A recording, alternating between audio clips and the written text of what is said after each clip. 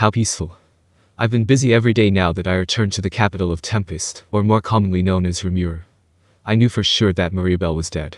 When the dust had settled, I ordered people to head down the ruins and investigate, yet no body or items of value were found. She probably died from the explosion when she self-detonated that engine reactor like Yuuki claimed, or maybe it was all smoke and mirrors. Regardless, every problem had been resolved regarding the issue. Mirabelle was the princess of the kingdom of Siltrasso. The princess attacked us in the ruins. If we were to publicly announce this bit of news, it would only make matters worse. That was why we secretly contacted the kingdom of Siltrasso and regarded the matter as an accident that unfortunately occurred. The fact that we were able to negotiate at all was because neither country wanted the incident to be in the public eye. We were both well aware of the ramifications, hence the open cooperation. Their king and queen appeared to be very cruel and ruthless.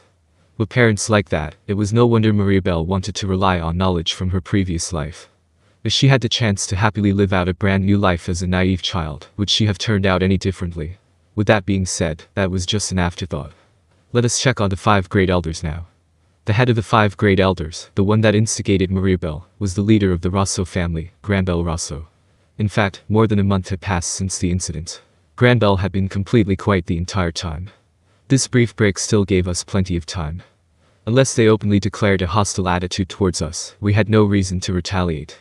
I didn't want to stir up trouble myself. For now, we only needed to observe their every move. It was now a peaceful early afternoon. As per usual, we organized a meeting among the executives. In a short period of time, we had virtually replaced the 5 great elders. Probably that was why a whole new set of problems suddenly appeared, most likely a direct consequence of their absence. The Western Council undoubtedly played an important role in directing the decisions of the Western nations. As our influence on the Western nations gradually grew, complaints and petitions from other countries inevitably increased. Being a ruler was definitely not easy. It was no wonder why the other demon lords weren't interested in other people's territories at all. If they accidentally received a tract of impoverished land, they would have to figure out a way to alleviate the local populace's dissatisfaction. On the other hand, we needed to be cautious with subsidizing local regions. If we didn't handle the matter appropriately, it would become a breeding ground for grievances. Now that our nation was the largest faction in the council, we were expected to behave accordingly. While organizations that opposed us were being contained right now, it was only a matter of time before they began rising up again. Then there was the problem of who we should send to the council. This person needed to be socially adept and possess a certain degree of charisma. But at the same time, when conflicts arose, they also needed to be intimidating enough to keep others from talking back. First things first, I want to apologize for having to turn down this task I announced. After all, the early bird gets the worm. It was rare that I considered myself to be devious, but even I didn't want to take the initiative on this hot mess. Benimaru followed in my footsteps. Me neither. The last meeting made me realize that my personality is not suited for trying to probe other people. When I am not on the battlefield where my martial prowess can be displayed, I won't be of much use. While he sounded too modest, what he said probably was genuine too. Indeed, those sly nobles would be too much of a hassle for Benimaru to handle. Likewise, Sao also rejected the job. My duty is to collect information. As the eyes and ears of Rimuru-sama, I'm afraid I can't abandon my position right now. Well, I somewhat guessed that already. I didn't want to send Sao as well. Geld wouldn't do either. Although he had good morals and was a very reliable man, the current work assigned to him was more important. Due to the large number of construction projects that were lined up, he had no free time on his busy schedule. I figured that Geld would be perfect at handling the counselors, but right now, I definitely had to remove him from the list of potential candidates. In that case, will you be sending me? At that moment, I glanced at the source of the question and saw Gabil, who was attending the meeting with a serious expression on his face. He's surprisingly self-aware, so he probably wouldn't turn down such an important role. No, I should say that I felt pretty uneasy, but I couldn't think of any other suitable candidates. I already made Hakiru our military advisor and asked him to train our soldiers. As for Shuna, while having her as our counselor was a possible solution, doing so would doubtlessly have a negative impact on the overall affairs of the country. Based on the same rationale, I naturally couldn't send Rigurd and the other goblin chiefs. As a newborn nation, we needed to draft our laws and negotiate with other governments. There were also other problems such as managing an increasing population. The chiefs would handle these challenges first, but without the support of Shuna and Rigurd, all of these affairs would sadly have to be put on hold. Even though they were the ones nurturing the next generation, there was always room for improvement and development. I want to tame the wyverns that were captured and use them as mounts, in order to strengthen our air force. This training would require a huge consumption of all sorts of potions, so I still want to continue collecting data. That's right. As the saying went, the right person for the job. I believe that Gabil's talents were a perfect match for what he had suggested. As opposed to forcing him to attend the council, I would rather have him focus on raising wyvern troops. Alright. Gabil, you should continue to handle the matter. He gave an expression of relief. Yes, sir. Understood. It's no good forcing tasks down other people's throats, which was why I thought this was the correct choice. But even so, the growth of our domain was too fast. It was a bad idea to expand our reach before we've even nurtured our talents, but the number of jobs we had to deal with was increasing at an unstoppable rate. It was very troubling. It can't be helped, I guess.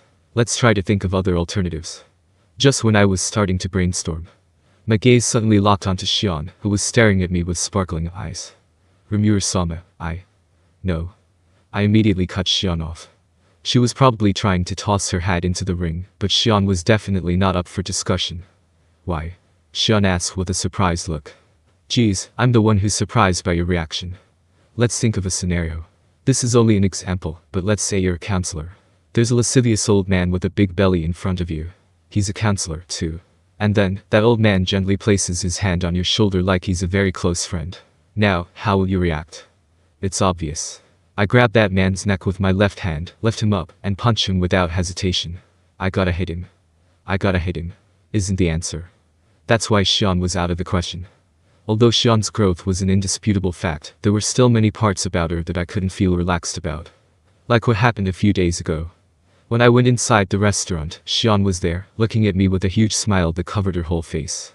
Next, she held out the plate that was in her hands. Rimuru-sama, I have been waiting for you.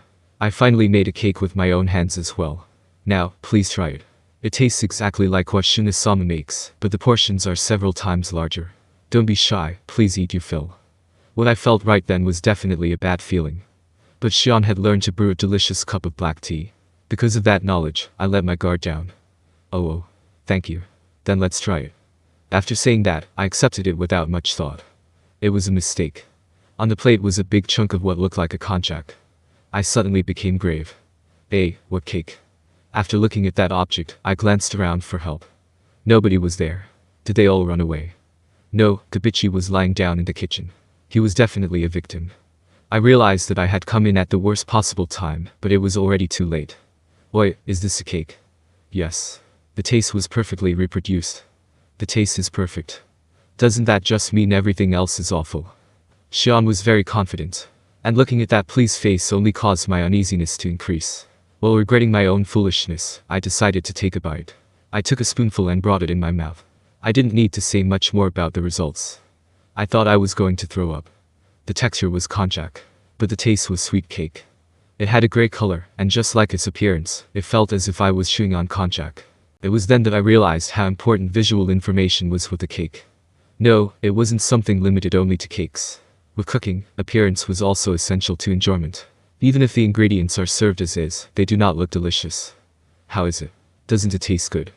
I was annoyed looking at Shion's proud face, as if she wanted to declare, it's perfect, right? From the beginning, Shion didn't know the basics. The very first step, what is cooking, she had made zero progress on this rudimentary stage. Sit down. Sit there for a moment. I have to scold you a bit. Huh. It can't be, why? Shion went from being all smug to teary-eyed in an instant. She was taken aback and didn't know what to do, but I didn't care and started lecturing her. For about 30 minutes, and in earnest. I talked to Shion about what cooking really was so she could understand. And Shion seemed to be reflecting on it.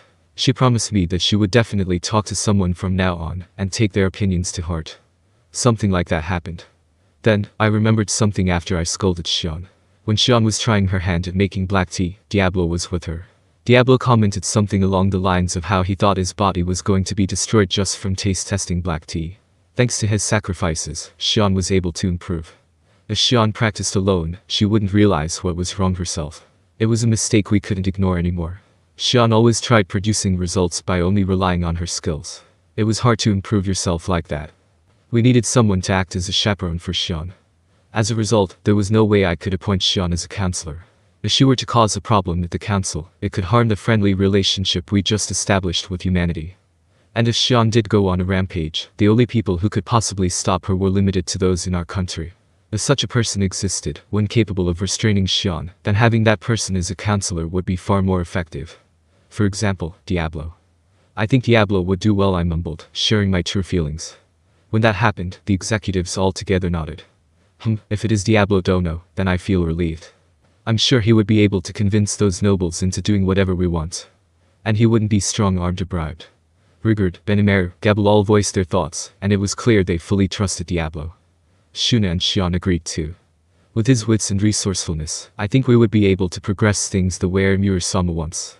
Although I feel upset, second secretary is excellent. And if that interloper goes to the kingdom of Ingratia, the importance of me, the first secretary, will increase. There probably isn't anyone more qualified for the job. Everyone seemed to approve of appointing Diablo as our counselor. It felt like Shion had some kind of ulterior motive, yet there was no doubt that she recognized Diablo's talent. There were no opposing opinions. Since there weren't really any other good ideas, for this case, we concluded with Diablo being the leading candidate. But he was definitely not going to like it. However, keep in mind that Diablo decided to search for subordinates because he didn't like having miscellaneous work being dumped onto his lap. Maybe he'll be able to scout and bring someone who's good at the kind of negotiation we're looking for. Diablo is the most reliable candidate thus far, but let's conclude with the reminder that it could potentially change. We decided to postpone our meeting. No, until someone was selected, attending the council would have to be my job. I wanted to make a final ruling on a replacement, and so I hoped Diablo would return soon.